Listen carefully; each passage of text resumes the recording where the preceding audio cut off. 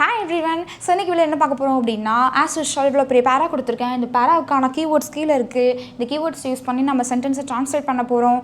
and as usual translate பண்ணுறது மட்டும் இல்லாமல் இது வந்து ஒரு ஸ்டோரி ஓகேவா. அந்த ஸ்டோரியோட ஸ்டார்டிங் ஒரு ஃபியூ சென்டென்ஸ் நான் கொடுத்துருக்கேன். இது பார்ட் 1ன்னு சொல்லி போட்டிருக்கேன். இதுக்கப்புறம் இதை பார்ட் 1 பார்ட் 2 பார்ட் 3ன்னு சொல்லி நம்ம பார்க்க போகிறோம். And end of the video you have an activity okay. Because இந்த இதே மாதிரி நீங்களும் ஒரு ஸ்டோரியை க்ரியேட் பண்ண ஆரம்பிக்க போகிறீங்க. இன்றைக்கி உங்களுக்கு ஹோம்ஒர்க்கே அதுதான். இதே மாதிரி நீங்களும் ஒரு ஸ்டோரி ஆரம்பிப்பீங்க. ஐம் ஷுர் நீங்கள் இதே மாதிரியே நீங்கள் ஓனாக எழுத போகிறீங்க. ஸோ தொடர்ந்து வீடியோவை ஸ்கிப் பண்ணாமல் பாருங்கள். இந்த வீடியோ உங்களுக்கு ரொம்ப யூஸ்ஃபுல்லாக இருக்கும். டன். ஸோ இந்த ஸ்டோரி வீடியோ வந்து பார்த்திங்கன்னா ஆக்சுவலாக அந்த ஸ்டோரி ஃபுல்லாகவே பாஸ்ட் சிச்சுவேஷன் தான். ஆனால் நடுவில் ப்ரெசன்ட் சிச்சுவேஷன் ஆட் ஆகும் ஓகேவா. டன். ஸோ இந்த கீவேர்ட்ஸ் ஃபஸ்ட்டு சொல்லிடுறேன். எங்கெல்லாம் ஆக்ஷன் வேர்டு வருதோ அந்த இடத்துல இப்போ வந்தான், சென்றான், கேட்டான் அப்படின்ற மாதிரியான வார்த்தைகள் வருதோ அந்த இடத்துல வேர்ப் செகண்ட் ஃபார்ம் யூஸ் பண்ணணும். அந்த சென்டென்ஸோட ஸ்ட்ரக்சர் சப்ஜெக்ட் இருக்கும், அப்புறமா வேர்ப் செகண்ட் ஃபார்ம் இருக்கும் ஓகேவா. ஸோ நல்லா ஞாபகம் வச்சுக்கோங்க. ஆக்ஷன் வர இடத்துல நம்ம வேர்ப் செகண்ட் ஃபார்ம் யூஸ் பண்ணுவோம். அடுத்ததாக இந்த வாக்கியங்களில் எங்கே இருந்தார்கள் அப்படின்னு சொல்லி வருதோ அந்த இடத்துல தேர் வேர் அப்படின்னு சொல்லி யூஸ் பண்ணணும் சரியா. அடுத்தது இங்கே பாருங்கள், இந்த களுள் ஒருவர் அப்படின்னு இருக்கு இல்லையா, அந்த விற்பனையாளர்களுள் ஒருவர், மாணவர்களுள் ஒருவர், மக்களுள் ஒருவர் இப்படின்னு சொல்கிறோம் இல்லையா, எங்கள் ஃப்ரெண்ட்ஸில் ஒருத்தர் அப்படின்னு சொல்கிறோம் இல்லையா, அந்த மாதிரி சுச்சுவேஷனில் நம்ம ஒன் ஆஃப் த யூஸ் பண்ணி இந்த இடத்துல ப்ளூரல் ஃபார்ம் யூஸ் பண்ணோம். அது என்ன அப்படின்றத நான் வீடியோ ட்ரான்ஸ்லேட் பண்ணும்போது சொல்கிறேன். அடுத்து இங்கே இந்த சென்டென்ஸில் எங்கே இடத்துல டபுள் கொட்டேஷன் நான் போட்டிருக்கேனோ, இந்த மாதிரி டபுள் கொட்டேஷன் போட்டிருக்கேனோ அந்த இடத்துல நம்ம வந்து அந்த சென்டென்ஸை ப்ரெசன்ட் சுச்சுவேஷனில் சொல்லணும் சரியா. அடுத்தது எங்கெல்லாம் வேண்டும் அப்படின்னு சொல்லி வருதோ நம்ம விருப்பத்தை தெரிவிப்போல எனக்கு அது வேணும் அப்படின்னு சொல்லும்போது நம்ம என்ன யூஸ் பண்ணுவோம், வாண்ட் யூஸ் பண்ணுவோம். ஐ வாண்ட் தட், எனக்கு அது வேணும் அப்படின்னு சொல்லுவோம் இல்லையா. ஸோ அந்த இடத்துல நம்ம வாண்ட் யூஸ் பண்ணுவோம். இப்போது ட்ரான்ஸ்லேட் பண்ணலாம் ஓகே. ஃபஸ்ட்டு பாருங்கள், ஒரு நாள் ஒரு பையன் ஒரு ஐஸ்கிரீம் கடைக்கு போனான் அப்படின்னு இருக்குது. அப்போது ஒரு நாள் அப்படின்றதுக்கு நம்ம என்ன யூஸ் பண்ணியாச்சு, ஒன் டே அப்படின்னு யூஸ் பண்ணிட்டோம். ஒரு பையன் அப்படின்ற போது அ பாய், அப்படின்னா ஒரு பையன் அப்படின்னு அர்த்தம் சரியா. ஒரு நாள் ஒரு பையன் அ பாய் ஒரு ஐஸ்கிரீம் கடைக்கு போனான் அப்படின்னு சொல்லியிருக்கு. இதில் பாருங்கள் ஆக்ஷன் என்ன, போனான் அப்படின்றதுக்கான ஆக்சுவல் ஆக்ஷன் வேர்டு இங்கிலீஷில் என்னென்னு நம்ம சொல்லுவோம், கோவுடைய செகண்ட் ஃபார்ம் என்ன நான் ஆல்ரெடி சொன்னேன். ஆக்ஷன் வந்துச்சு அப்படின்னா அந்த இடத்துல நம்ம வேர்ப் செகண்ட் ஃபார்ம் யூஸ் பண்ணணும் அப்படின்னு நான் சொன்னேன் இல்லையா. ஸோ அப்போ போனான் அப்படின்றதுக்கு இங்கிலீஷில் கோவுடைய செகண்ட் ஃபார்ம் என்ன, வெண்ட் ஓகே. நம்ம ஆல்ரெடி லேர்ன் 30 வேர்ப் ஃபார்ம்ஸ் அப்படின்னு சொல்லிட்டு நான் வீடியோ போட்டிருக்கேன். அதில் இந்த வேர்டு வந்து அப்லோட் பண்ணியிருக்கேன் சரியா. ஸோ இப்போ இந்த கோவுடைய செகண்ட் ஃபார்ம் வந்து வெண்ட். அப்போது நம்ம இந்த டேஷை என்ன யூஸ் பண்ணுவோம், வெண்ட். அப்போ இப்போ சொல்லுங்கள், one day a bye vent to an ice cream shop.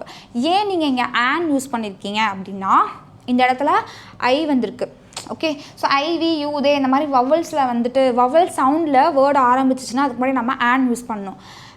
அப்படின்னாலும் சரி ஆன் அப்படின்னாலும் சரி சேம் மீனிங் தான். ஒரு அப்படின்னு இது வந்து கான்சனன்ட் சவுண்ட்ஸ், இது வந்து வவல் சவுண்ட்ஸ் ஓகேவா. அதனால் நான் இங்கே பாய்ன்னு எழுதியிருக்கேன், இங்கே an ஐஸ்கிரீம் அப்படின்னு சொல்லி எழுதியிருக்கேன் சரியா.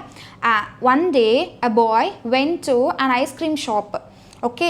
ஒரு ஐஸ்கிரீம் கடைக்கு போனான், கடைக்கு இக்கு அப்படின்னு வரும்போது நம்ம இங்கே டூ யூஸ் பண்ணிட்டோம்.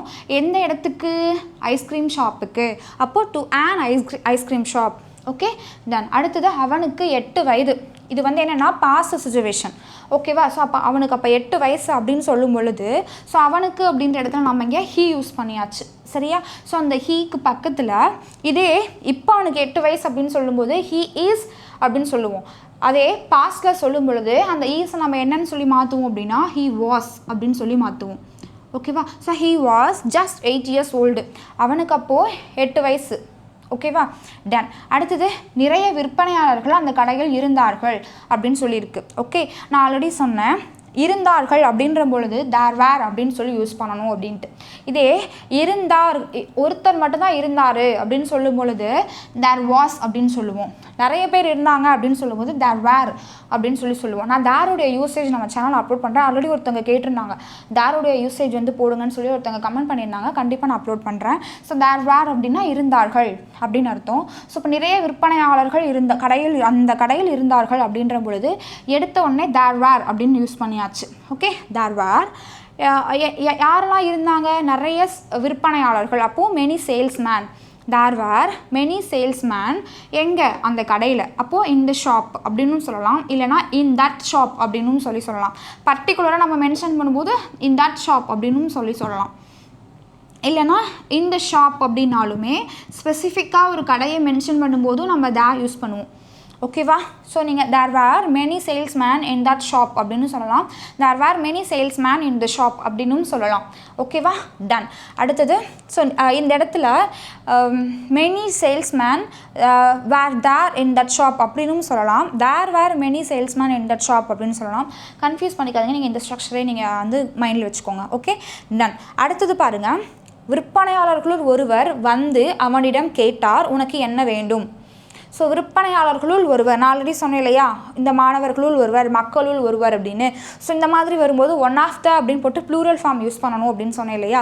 என்ன அப்படின்னா ஒன்றும் இல்லை, நாங்கள் சொன்ன மாதிரி இப்போ ஒன் ஆஃப் த அப்படின்னு போட்டுருங்க. அடுத்ததாக என்னென்னா, நான் இன்னொரு விஷயம் சொல்லாமல் விட்டுட்டேன். விற்பனையாளர்கள் அப்படின்னு வந்துருச்சு இல்லையா, அந்த சேல்ஸ்மேனுடைய ப்ளூரல் ஃபார்ம் வந்து சேல்ஸ்மென். ஓகேவா? போலீஸ்மேன் அப்படின்னா போலீஸ்மென் அப்படின்னு சொல்லுவோம். ஓகேவா? ஸோ மேனுடைய ப்ளூரல் ஃபார்ம் வந்து மென். ஓகே, ஸோ அப்போ இந்த இடத்துல சேல்ஸ்மென் அப்படின்னு போட்டிருக்கோம். அதே மாதிரி ஒன் ஆஃப் த சேல்ஸ்மென் அப்படின்னு சொல்லி போடணும். அதனால தான் இந்த ப்ளூரல்னு சொல்லி போட்டிருக்கேன். ஓகேவா? அதாவது விற்பனையாளர்களுள் ஒருவர் அப்படின்ற பொழுது சேல்ஸ்மெனில் ஒருத்தர் அப்படின்ற போது இது விற்பனையாளர்களுள். ஓகே, அப்போ இது ப்ளூரல் தானே, அதனால் நீங்கள் இந்த இடத்துல சேல்ஸ்மென் அப்படின்னு போட்டிருக்கேன். புரியுது நான் சொல்கிறது? இப்போ மாணவர்களுள் ஒருவர் அப்படின்னா ஒன் ஆஃப் த ஸ்டூடெண்ட்ஸ் அப்படின்னு சொல்லணும். இப்போ பசங்களுள் ஒருவர் அப்படின்னா ஒன் ஆஃப் த பாய்ஸ் அப்படின்னா மாணவர்களுள், அதாவது பசங்களுக்குள்ள ஒருத்தர். பெண்களுள் ஒருவர் அப்படின்னா ஒன் ஆஃப் த கேர்ள்ஸ் அப்படின்னு சொல்லணும். ஒன் ஆஃப் த கேர்ள்னு சொல்லக்கூடாது, ஒன் ஆஃப் த கேர்ள்ஸ் அப்படின்னு சொல்லணும். இந்த சைக்கிளில் ஒன்று அப்படின்னா one of the cycles, one of the bikes, one of the cars, கார்களுள் ஒரு காரில் ஒன்று, நிறைய காரில் ஒன்று அப்படின்னு சொல்லும் பொழுது அந்த ஒன் ஆஃப் த யூஸ் பண்ணுவோம். சரியா? ஸோ அப்போ one of the salesmen. Okay, mans கிடையாது, salesmen. Okay, so one of the salesmen, விற்பனையாளர்கள் ஒருவர் வந்து. அப்போ வந்து அப்படின்ற பொழுது இங்கிலீஷில் என்ன சொல்லுவோம் நம்ம? Came. Okay, one of the salesmen came, வந்து என்ன பண்ணாங்க? அவனிடம் கேட்டார். அண்ட் என்ன பண்ணார்? அவனிடம் அப்படின்ற இடத்துல ஹிம் யூஸ் பண்ணிட்டோம். அவர் என்ன பண்ணார்? கேட்டார் இல்லையா? ஸோ அப்போ அந்த இடத்துல என்ன யூஸ் பண்ணணும்? கேட்டார் அப்படின்றதுக்கு இங்கிலீஷில் ஆஸ்க். ஆஸ்குடைய செகண்ட் ஃபார்ம் என்ன? ஆஸ்க்டு. ஓகே, ஸோ அப்போது one of the salesman came and asked him. ஒரு விற்பனையாளர்கள் ஒருவர் வந்து, இந்த இடத்துல ரெண்டு ஆக்ஷன் வேர்டு சேமாக எழுதும் பொழுது அந்த இடத்துல அண்ட் அப்படின்ற கன்ஜக்ஷன் வந்து ஆட் பண்ணுறோம். சரியா? So one of the salesman came and asked him, அவனிடம் கேட்டார். என்னன்னு கேட்டார்? உனக்கு என்ன வேணும் அப்படின்னு சொல்லி கேட்டார். ஆக்சுவலாக அது காமன். உனக்கு என்ன வேணும்? வாட் டு யூ வாண்ட் அப்படின்னு சொல்லி கேட்போம் இல்லையா? ஸோ இப்போ what to you want, already இது நம்ம வந்து WH வேர்ட்ஸ் வந்து நான் நிறைய ட்ரான்ஸ்லேஷன் வீடியோ அப்லோட் பண்ணதில் இந்த ட்ரான்ஸ்லேஷன் பிளேலிஸ்ட்லேயே வந்து பார்த்தீங்கன்னா WH கொஷினில் இந்த சென்டென்ஸ் எப்படி ட்ரான்ஸ்லேட் பண்ணுறதுன்னு அப்லோட் பண்ணியிருக்கேன். ஓகே, ஸோ அதையும் நான் இந்த வீடியோட நோட்டிஃபிகேஷன்லாம் மேலே வருது பாருங்கள், அந்த வீடியோ டச் பண்ணி நீங்கள் அதை வாட்ச் பண்ணலாம். ஓகே, ஸோ இப்போ வாட் டு யூ வாண்ட் அப்படின்னு சொல்லியிருக்கு அப்படின்னா உனக்கு என்ன வேணும் அப்படின்னு சொல்லி கேட்குறாங்க. ஓகே, அடுத்தது அவன் பதிலளித்தான், எனக்கு ஒரு கப் ஐஸ்கிரீம் வேணும் அப்படின்னு சொல்லி அவன் வந்து ஆன்சர் பண்ணுறான். ஸோ இப்போ இந்த இடத்துல அவன் பதிலளித்தான் அப்படின்ற பொழுது இந்த இடத்துல நம்ம என்னன்னு சொல்லி போடுவோம்? ஹீ ரிப்ளை பண்ணோம், பதில் சொன்னோம். ஓகேவா? இந்த இடத்துல வந்து ரிப்ளைடு அப்படின்னு சொல்லி நம்ம சொல்லலாம். ஓகே, ஸோ அப்போது ரிப்ளையுடைய செகண்ட் ஃபார்ம் என்ன? ரிப்ளைடு. இப்போது ஹீ ரிப்ளைடு. ஸோ சப்ஜெக்டு, இது வேர்ப் செகண்ட் ஃபார்ம். தெரியுதா உங்களுக்கு? சப்ஜெக்டு வேர்ப் செகண்ட் ஃபார்ம் இங்கே வந்துருச்சா? ஹி ரிப்ளைடு, அவன் பதிலளித்தான். என்னன்னு சொல்லி பதிலளித்தான்? எனக்கு ஒரு ஐஸ்கிரீம் வேண்டும். வேண்டும் அப்படின்ற இடத்துல நம்ம வாண்ட் யூஸ் பண்ணணும்.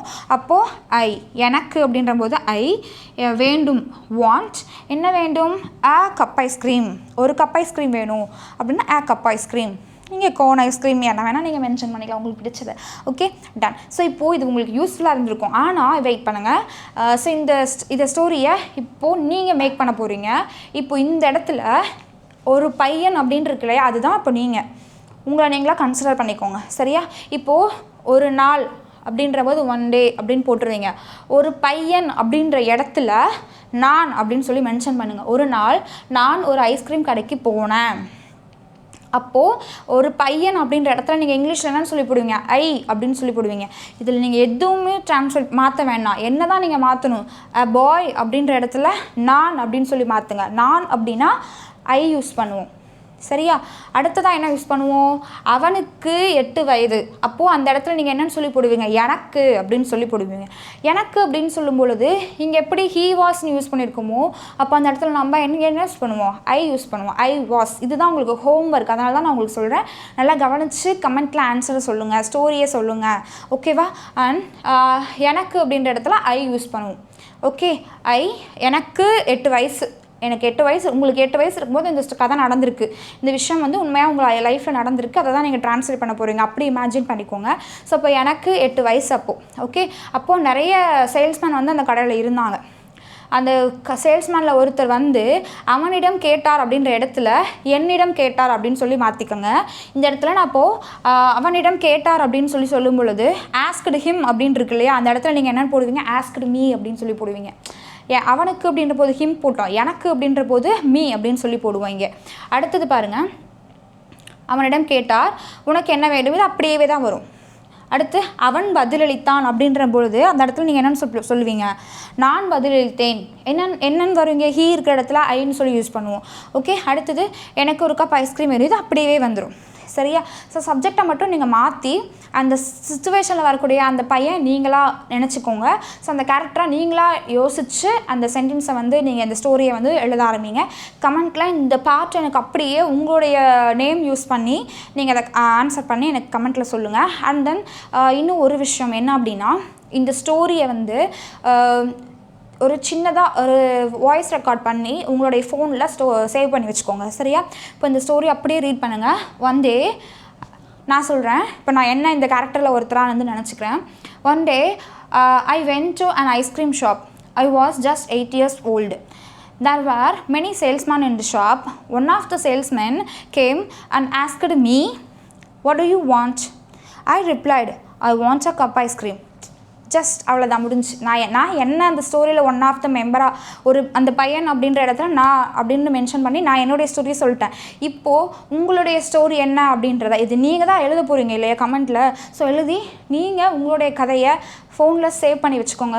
உங்கள் வாய்ஸை ரெக்கார்ட் பண்ணி இது வந்து உங்களுக்கு ஸ்பீக்கிங் ஆக்டிவிட்டி மாதிரி நீங்கள் பேசுகிறதுக்கு வந்து எத்தனை நாள் காதில் கேட்டுகிட்டே இருக்க போகிறீங்க. இன்றைக்கி வந்து அந்த வீடியோ உங்களோட வாய்ஸை ஃபோனில் ரெக்கார்ட் பண்ணி வச்சுக்கோங்க. ரெக்கார்ட் பண்ணிட்டீங்க அப்படின்னா ஐ ரெக்கார்ட் மை வாய்ஸ் அப்படின்னு சொல்லி கமெண்ட்டில் போடுங்க. சரியா? ஐ ரெக்கார்ட் மை வாய்ஸ் அப்படின்னா என்னோடய வாய்ஸை ரெக்கார்ட் பண்ணுகிறேன் அப்படின்னு அர்த்தம். சரியா? ஐ ரெக்கார்ட் மை வாய்ஸ்னு கமெண்ட்டில் போட்டுட்டு போய் உங்கள் ஃபோனில் ரெக்கார்ட் பண்ணிவிட்டு வாங்க. அண்ட் எண்ட் ஆஃப் அந்த ஸ்டோரி முடிக்கும் பொழுது ஹோல் ஸ்டோரியையும் ஒரு நாள் சொல்லுங்கள். சரியா?